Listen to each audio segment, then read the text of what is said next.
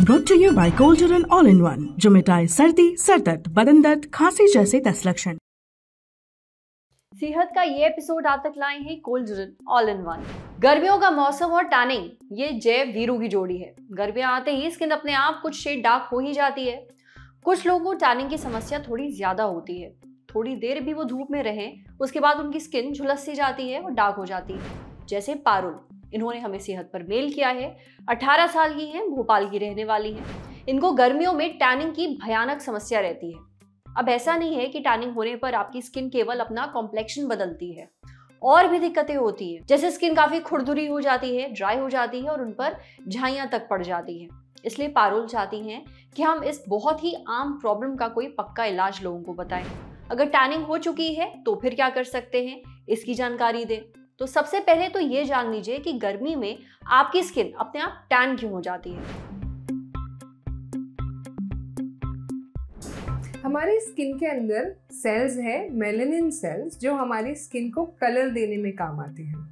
जैसे completely fair skin हो, white skin हो, तो उसमें मेलानिन सेल्स ना के बराबर होते हैं, और जैसे जैसे स्किन डार्क होती है मेलानिन सेल्स बढ़ते हैं। ये मेलानिन सेल्स इसलिए है ताकि ये हमारी स्किन को प्रोटेक्ट कर सके। गर्मियों में जब बहुत तेज़ धूप हमारी स्किन पर पड़ती है तो हमारी स्किन को बचाने के लिए, जलने से बचाने के लिए मेलानिन सेल्स बड़े हो जाते हैं, और इस वजह से टैनिंग होती है। टैनिंग से सिर्फ ये नहीं है कि स्किन डार्क दिखती है, और भी प्रॉब्लम्स हो सकते हैं टैनिंग की वजह से और कंटिन्यूअस सन एक्सपोजर की वजह से। अगर स्किन बहुत फेयर हो तो बर्न्स हो सकते हैं, फ्रेकल्स हो सकते हैं, अनइवन पिगमेंटेशन हो सकता है, और कुछ रेयर केसेस में स्किन कैंसर भी हो जाता है कंटिन्यूअस सन एक्सपोजर के साथ। ब्राउन स्किन में कैंसर तो नहीं होता है, लेकिन हमें और भी प्रॉब्लम्स हो सकती हैं, जैसे कि rough skin, dull skin, fine lines, wrinkles, झुर्रियाँ पड़ जाती हैं, प्रीमेच्योर एजिंग हो जाती है स्किन की। टैनिंग से बचने के लिए बहुत सारे उपाय हैं। एक है, सबसे इजी चीज़ है कि आप डायरेक्टली सन एक्सपोजर नहीं करें, यानी कि धूप जो है सबसे ज़्यादा पड़ती है 11 बजे से लेकर 2 बजे के बीच में। उस टाइम पे आप डायरेक्ट सन एक्सपोजर में नहीं जाएं। सन से, धूप से बचने के लिए आप प्रोटेक्टिव मेथड्स यूज़ करें, जैसे कि कंप्लीट क्लोथिंग, फुल स्लीव्स के कपड़े पहनिए, एक कैप या हैट कैरी करें, बड़े ग्लेयर्स पहने, मास्क पहने, यानी कि जितना भी हो सकता है स्किन को कवर्ड रखें। इसके अलावा सनस्क्रीन्स भी एक बहुत अच्छा ऑप्शन है। सनस्क्रीन्स में ओरल सनस्क्रीन्स होती हैं जो टैबलेट्स होती हैं, जिसके लेने से एंटीऑक्सीडेंट इफेक्ट होता है और स्किन प्रोटेक्टेड रहती है। और दूसरा है सनस्क्रीन क्रीम्स। अब जब आप क्रीम्स चूज़ करते हो तो ये ध्यान दें कि आपका जो सनस्क्रीन है वो एक ब्रॉड स्पेक्ट्रम सनस्क्रीन है। सन रेज जो निकलती है उसमें 2 टाइप की रेज होती है, UVA और UVB, जो हमारी स्किन को डैमेज करती है। UVA खास करके ऐसी रेज है जो टैनिंग के लिए रिस्पॉन्सिबल है, इसलिए ब्रॉड स्पेक्ट्रम सनस्क्रीन यूज़ करना ज़रूरी है। और SPF जो आप डिसाइड करते हो वो 30 से 50 के बीच में हो तो काफ़ी है। फेयर स्किन के लिए आप हायर SPF यूज़ कर सकते हैं।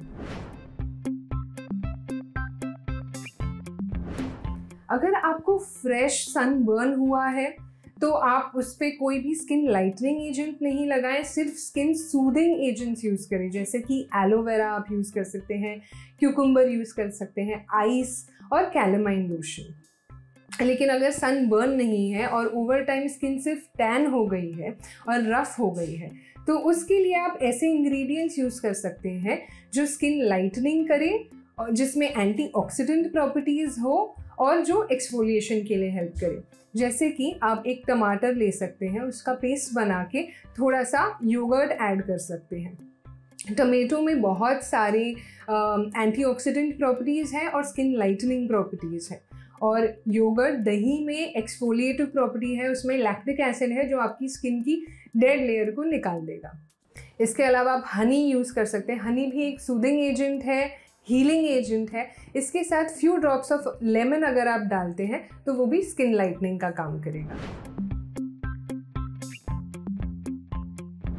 बहुत सारे ट्रीटमेंट्स अवेलेबल है। आप अपने डर्मैट से कनेक्ट कर सकते हैं और ट्रीटमेंट ऑप्शंस डिटेल में जान सकते हैं। मैं आपको कुछ ट्रीटमेंट ऑप्शंस बता देती हूँ। क्रीम्स जैसे कि kojic acid, arbutin, glycolic acid, ये सारी इंग्रेडिएंट्स जो है स्किन लाइटनिंग में बहुत हद तक इफ़ेक्टिव है। और हाइड्रोक्विनोन एक ऐसा इंग्रेडिएंट है जो बहुत स्ट्रॉन्ग इंग्रेडिएंट है, जो स्किन लाइटनिंग के लिए काम आता है, बट ये एक प्रिस्क्रिप्शन ड्रग है जो आपको आपके डर्मैट से ही लेना है। इसके अलावा पील्स और लेज़र्स, पीलिंग एजेंट्स जैसे कि ग्लाइकोलिक एसिड, TCA, ये सारी बहुत इफ़ेक्टिव होती है स्किन लाइटनिंग के लिए, और ये आपको आपकी डर्मैट के गाइडेंस के साथ ही लेना है। क्यू स्विच लेज़र या जो फेमसली कार्बन लेज़र बोलते हैं, ये भी बहुत ही इफ़ेक्टिव ट्रीटमेंट है। नो डाउन टाइम ट्रीटमेंट है, यानी कि इसमें आपको कोई पीलिंग नहीं होती है, कोई रेडनेस नहीं होती है, और ओवर टाइम आपको इसको एक रेगुलर इंटरवल्स पे करना होता है, 15 दिन में एक बार या महीने में एक बार, और एक 5-6 सेशंस में आपको काफ़ी हद तक स्किन लाइटनिंग अचीव हो जाती है। आपने डॉक्टर ज़ेबा की बातें सुनी। टैनिंग आपके कॉम्प्लेक्शन के साथ साथ स्किन की क्वालिटी को भी खराब कर देती है। इससे निपटने के लिए आप बताई गई जो घरेलू टिप्स हैं उन्हें जरूर ट्राई करिए। पर अगर आपको इनसे फायदा नहीं मिलता है तो आप कॉस्मेटिक ट्रीटमेंट भी ले सकते हैं। ये टैनिंग को आपकी स्किन से एकदम हटा देगा। अब बढ़ते हैं सेहत के अगले सेगमेंट की तरफ। तन की बात, क्या ईयरबड से कान साफ करना आपके लिए सेफ है? अक्सर कान पर खुजली होने पर या कान की रूटीन सफाई के लिए हम लोग ईयरबड्स का इस्तेमाल करते हैं, लेकिन ये तरीका सही नहीं है। क्यों? यह हमें बताया डॉक्टर प्रखर गोयल ने। ईयरबड्स में रुई लगे होने की वजह से उससे कान साफ करना सेफ माना जाता है, लेकिन ये आपके कान के लिए खतरनाक साबित हो सकता है। बार बार इसका इस्तेमाल आपके कान को नुकसान पहुंचाता है। आपके सुनने की कैपेसिटी पर भी बुरा असर पड़ सकता है। ईयरबड्स कान की मैल बाहर निकालने के बदले उसे कान के और अंदर धकेल देता है, जिससे कान के अंदर गंभीर चोटें लग सकती हैं। कभी कभी ईयरबड्स की रुई वैक्स में चिपक कर अंदर ही रह जाती है, जिससे फंगल इन्फेक्शन होने की संभावना रहती है। इसलिए अगर आपको कान में वैक्स की समस्या है तो इसकी सफाई के लिए आप किसी स्पेशलिस्ट की मदद लें। बाजार में ईयर ड्रॉप्स भी मौजूद होती हैं, जिन्हें डालने से वैक्स अपने आप बाहर आ जाता है, लेकिन कई बार हो सकता है आपको ये ईयर ड्रॉप जो है वो सूट ना करे, इसलिए एक्सपर्ट की सलाह जरूर लें। साथ ही कोई भी तेल कान में यूं ही ना डाल लें, लेने के देने बढ़ सकते हैं। कान की सफाई के लिए ENT स्पेशलिस्ट से बात करें। समझे? अब बारी है सेहत के आखिरी सेगमेंट की, खुराक, यानी एक झकास सी हेल्थ टिप। जानिए शरीर को डिटॉक्स करने के तरीके। हम में से ज्यादातर लोगों को जंक फूड बहुत पसंद होता है और हम इसे बड़े चाव से खाते हैं। अब ये टेस्टी जरूर लगता है, पर ये समझ लीजिए कि आपके शरीर में कूड़े की तरह इकट्ठा हो जाता है। अब जब हमारे घर में कूड़ा जमा हो जाता है तो हम क्या करते हैं? घर की सफाई। ठीक वैसे ही सफाई आपके शरीर की भी जरूरी है और इसे कहते हैं डिटॉक्स।